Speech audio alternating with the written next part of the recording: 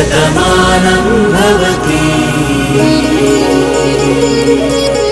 శతమానం భవతి. మానవత్వం మూర్తీభవించిన మంచి మనిషి ఆయన. సేవానిరతికి నిలువెత్తు రూపం.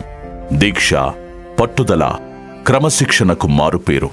ఏ పని చేపట్టినా విజయవంతంగా పూర్తి చేసే కార్యదక్షులు. వారే మర్రి రవీంద్రారెడ్డి గారు. 80 వసంతాలు పూర్తి చేసుకుని వేడుకలు జరుపుకుంటున్న సందర్భంగా హార్దిక జన్మదిన శుభాకాంక్షలు తెలుపుతూ స్పెషల్ ఏవి. శతమానం భవతి శతమానం భవతి శతమానం భవతి.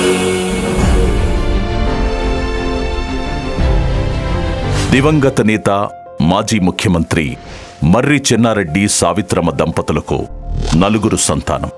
పెద్ద కుమారుడు కృష్ణారెడ్డి, మూడవ కుమారుడు శశిధర్ రెడ్డి, అందరికన్నా చిన్నది కూతురు వసుధ.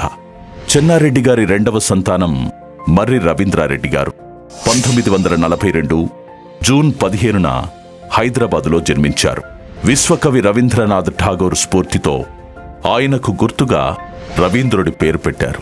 తొలుత ఆంధ్ర విద్యాలయం, తర్వాత ఆల్ సెయింట్స్ స్కూళ్లలో ప్రాథమిక విద్యను అభ్యసించారు రవీంద్రారెడ్డి గారు.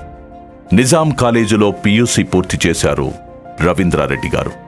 1959-62 మధ్య OU సైన్స్ కాలేజీలో BSc డిగ్రీ పట్టా తీసుకున్నారు. డిగ్రీ తర్వాత పై చదువులకు విదేశాలకు వెళ్లాలనే ఆలోచనతో కెనడాలోని ఆల్బెట్రా విశ్వవిద్యాలయంలో కెమికల్ పెట్రోలియం విభాగంలో అడ్మిషన్ సంపాదించారు. అయినా విధి మలుపు తిప్పింది. అడ్మిషన్ దొరికినా తన సోదరుడు, ఆనాటి మర్పల్లి గ్రామ సర్పంచ్ మర్రి కృష్ణారెడ్డి హఠాత్ మరణంతో ఇంటికి పెద్ద కొడుకు బాధ్యత తీసుకోవలసొచ్చింది. అన్న ఆశయాలను నెరవేర్చేందుకు మర్పల్లి సర్పంచ్గా 1962లో ఎన్నికయ్యారు రవీంద్రారెడ్డి. అలా వారి జీవితం మలుపు తిరిగింది.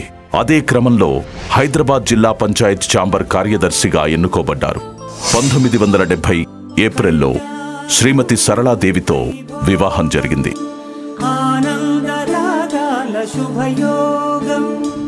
తండ్రి మర్రి చెన్నారెడ్డి రాష్ట్ర రాజకీయాల్లో బిజీగా ఉన్న తరుణంలో వారికి చేదోడు వాదోడుగా ఉండేవారు రవీంద్రారెడ్డి గారు.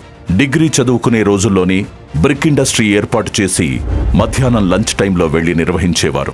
దాంతో మంచి ఆదాయం కూడా సంపాదించగలిగారు. అలా చిన్నతనంలోనే పారిశ్రామికవేత్తగా అడుగులు వేయడం మొదలుపెట్టారు. మర్పల్లి, నిజామాబాదులో వ్యవసాయ పనులను పర్యవేక్షిస్తూనే పౌల్ట్రీ పరిశ్రమను నిర్వహించారు. ఆ రోజుల్లో అమెరికా నుంచి వచ్చిన ప్రముఖ పౌల్ట్రీ ఎక్స్పర్ట్ డాక్టర్ మూర్ వద్ద పౌల్ట్రీకి సంబంధించిన ట్రైనింగ్ కూడా తీసుకున్నారు. దాంతో పౌల్ట్రీ వ్యాపారాన్ని విజయవంతంగా నిర్వహించగలిగారు. ద్రాక్ష తోట పెంపకం, మర్పల్లిలో ఖండసారి షుగర్ ఫ్యాక్టరీని ఏర్పాటు చేయడంతో పాటు హైదరాబాదులో ప్యాకింగ్ ఇండస్ట్రీని నడిపించారు రవీంద్రారెడ్డి గారు. వీటితో పాటు శంషాబాద్లో ఉమర్ ఖయాం వైనరీ ఏర్పాటు చేశారు. క్వాలిటీ వైన్ కోసం ప్రపంచంలోని టాప్ మోస్ట్ వైన్ మేకర్ అయిన ఫ్రెంచ్ ఎక్స్పర్ట్ని రిక్రూట్ చేశారు రవీంద్రారెడ్డి గారు. వైన్తో పాటు లక్షల బాటిళ్ల సామర్థ్యంతో డిస్టిల్లరీని విస్తరించారు. సమర్థవంతంగా, నీతివంతంగా ఆ ఇండస్ట్రీని నడిపించారు. ఎలాంటి అవినీతి ఉండేది కాదు. ఆ రోజుల్లో ఎక్సైజ్ డిపార్ట్మెంట్లో ఎవరికైనా పనిష్మెంట్ జాబ్ ఇవ్వాలంటే ఉమర్ ఖయాం వైనరీలో పోస్టింగ్ ఇచ్చేవారు. కొంతకాలం తర్వాత ప్రింటింగ్ పరిశ్రమకు షిఫ్ట్ అయ్యారు. ఇంచుమించు 45 సంవత్సరాలు ప్రింటింగ్ పరిశ్రమను నడిపించారు.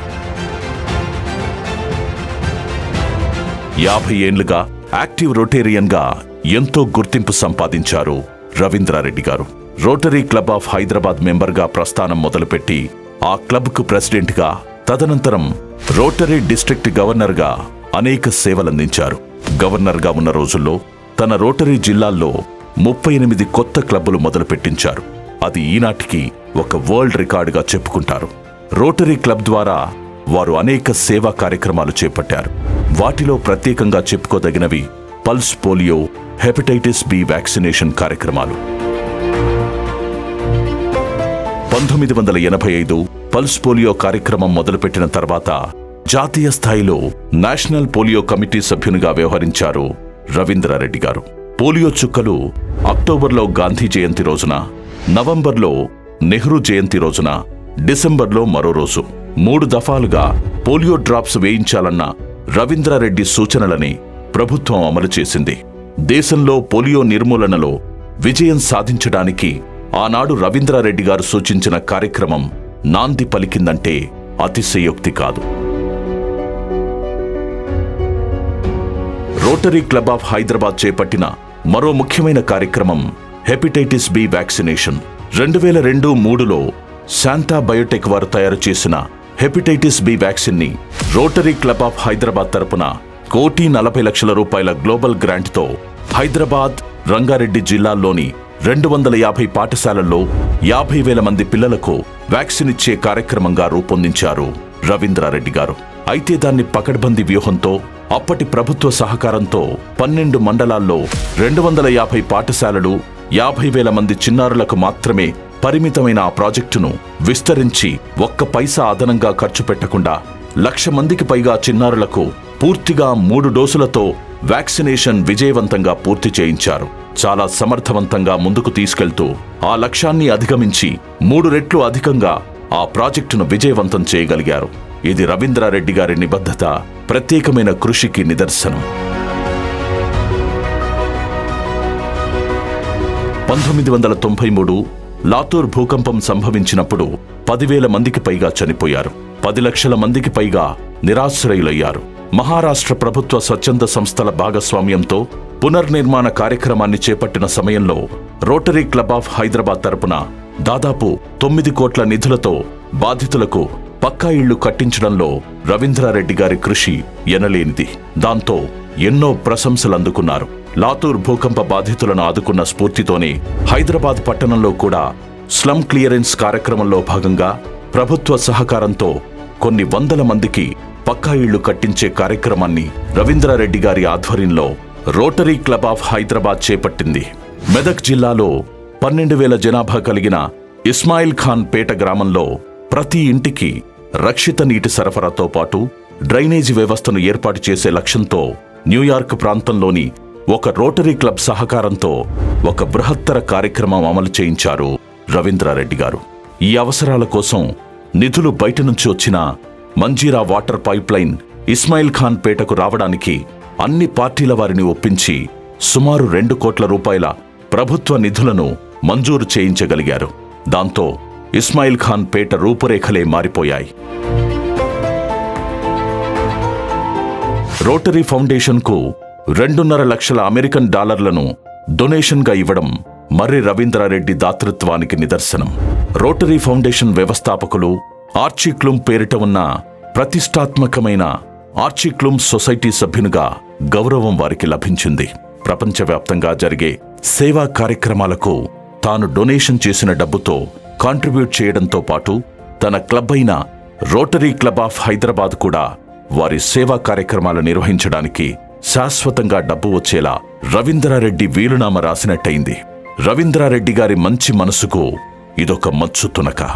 వారు చేసిన ఎనలేని సేవలను గుర్తించి రవీంద్రారెడ్డి గారికి రోటరీ ఫౌండేషన్ వారు అనేక అవార్డులతో పాటు వారు ఇవ్వగలిగిన అత్యుత్తమ అవార్డును కూడా రవీంద్రారెడ్డి గారికి ప్రదానం చేశారు.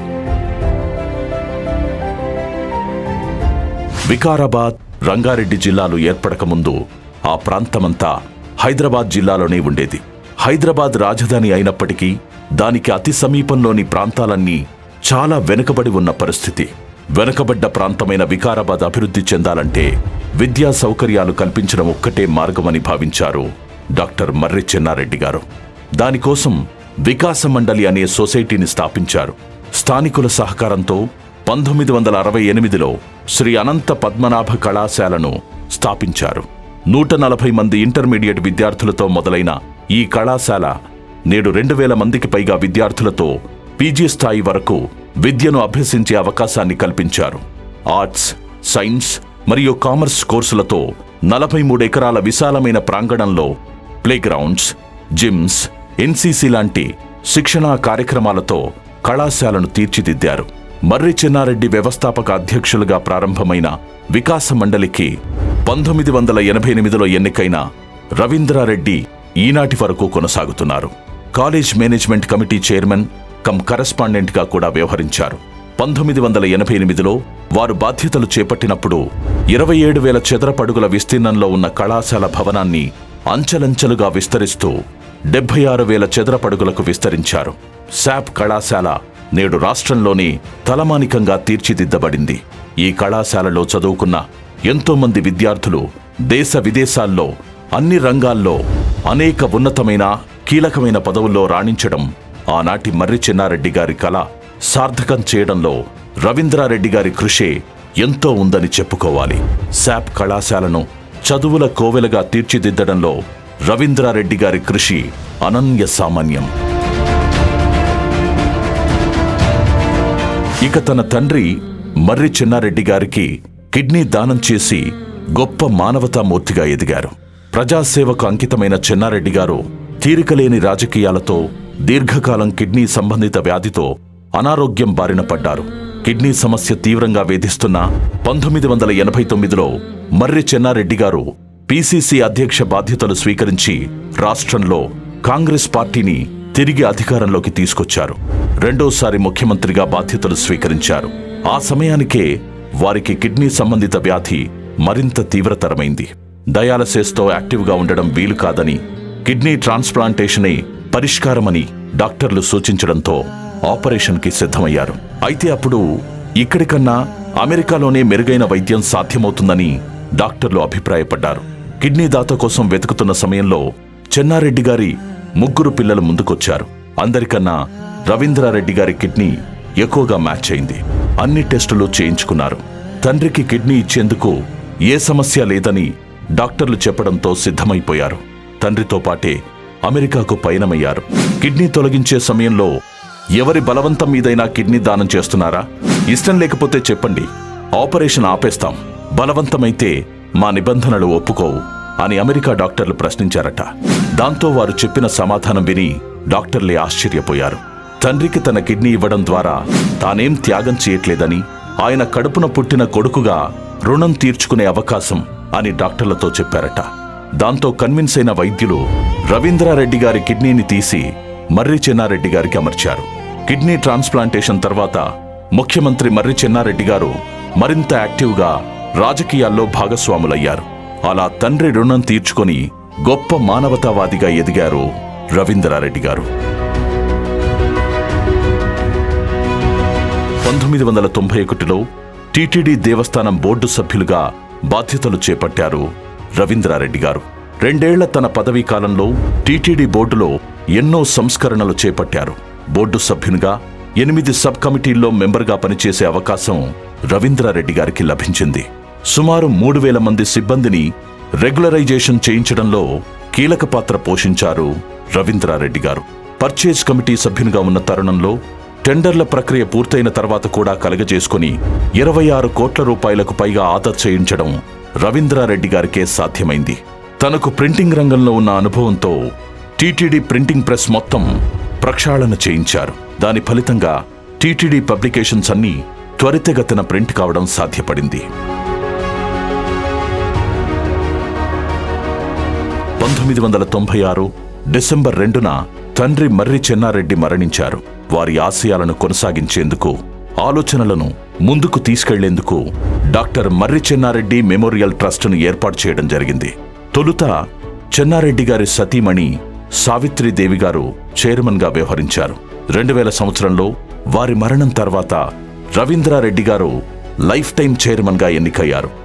గోదావరి జలాల వినియోగంతో తెలంగాణ ప్రాంతం సస్యశ్యామలమవడంతో పాటు హైదరాబాద్ జంట నగరాలకు శాశ్వత తాగునీటి సమస్య పరిష్కారం సాధ్యమని మర్రి చెన్నారెడ్డి గారి ప్రగాఢమైన విశ్వాసం.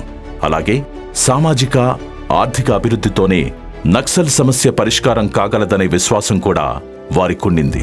తన తండ్రి మర్రి చెన్నారెడ్డి గారి ఆశయాలను ముందుకు తీసుకెళ్లే విధంగా డాక్టర్ మర్రి చెన్నారెడ్డి మెమోరియల్ ట్రస్ట్ ద్వారా కార్యక్రమాలు చేపట్టడం జరిగింది. గోదావరి జలాల వినియోగానికి సంబంధించి ప్రభుత్వానికే ఎజెండా సెట్ చేసేలా ప్రజా అవగాహన కార్యక్రమాలు 1998లో మొదలుపెట్టారు. హైదరాబాద్కు గోదావరి జలాలు వచ్చాయంటే చెన్నారెడ్డి గారి కల నిజమైనట్టే. దానికి చెన్నారెడ్డి మెమోరియల్ ట్రస్ట్ కీలక పాత్ర వహించింది. రవీంద్రారెడ్డి గారు జీవితకాలం కాంగ్రెస్ వాదిగా కొనసాగారు. 1997లో డాక్టర్ మల్లికార్జున్ పిసిసి ప్రెసిడెంట్గా ఉన్న టైంలో పార్టీ జనరల్ సెక్రటరీగా గాంధీభవన్లో అడ్మినిస్ట్రేషన్ ఇన్ఛార్జిగా ఉంటూ బాధ్యతలను పకడ్బందీగా నిర్వహించారు రవీంద్రారెడ్డి గారు. అప్పట్లో జరిగిన లోక్సభ ఎన్నికలకు అవసరమైన పబ్లిసిటీ మెటీరియల్, క్యాసెట్లు వగైరాలన్నీ రవీంద్రారెడ్డి గారి పర్యవేక్షణలో అతి తక్కువ ఖర్చుతో సమకూరడం విశేషం. పార్టీ అభ్యర్థుల ఎన్నికల ఖర్చుల వివరాలతో పార్టీ అకౌంట్స్ ఆడిట్ చేయించి అతి తక్కువ సమయంలో అధిష్టానానికి పంపించారు. దేశంలోనే ఈ విధంగా చేసింది రవీంద్రారెడ్డి గారు మాత్రమే. దాంతో కాంగ్రెస్ అధిష్టానం మన్ననలు పొందారు. స్వర్గీయ అహ్మద్ పటేల్ గారు స్వయంగా మాట్లాడి రవీంద్రారెడ్డి గారి పనితీరును అభినందించారు. ఆ పద్ధతినే తర్వాతి కాలంలో అన్ని రాష్ట్రాల్లోనూ కాంగ్రెస్ పార్టీ అమలు చేసింది. చాలా కాలంగా వారు పిసిసి సభ్యునిగా కూడా కొనసాగుతున్నారు. ఏ పని చేపట్టినా ఎంతో నిబద్ధతతో, నిష్పక్షపాతంగా, చిత్తశుద్ధితో, అంతకు మించిన అకుంఠిత దీక్షతో నిర్వర్తించారు. అందుకే అన్నింటా విజయం సాధించారు. తండ్రికి తగ్గ తనయుడు అనిపించుకుంటున్న మర్రి రవీంద్రారెడ్డి గారికి 80వ జన్మదిన శుభాకాంక్షలు తెలుపుతూ మీ శేష జీవితం ఆయురారోగ్యాలతో, సుఖ సంతోషాలతో వర్ధిల్లాలని ఆకాంక్షిస్తూ కుటుంబ సభ్యుల తరపున మీకు శతమానం భవతి. శతమానం భవతి భవతి శతమానకం శతమానం భవతి శతాయుః శతాయుర్భవతి శతమానకం శతమానం భవతి శతాయుః శతమానమితి శతమానం భవతి శతాయుః శతాయుర్భవతి భవతి శతాయుః పురుషః పురుషः శతాయుర్భవతి భవతి శతాయుః పురుషः.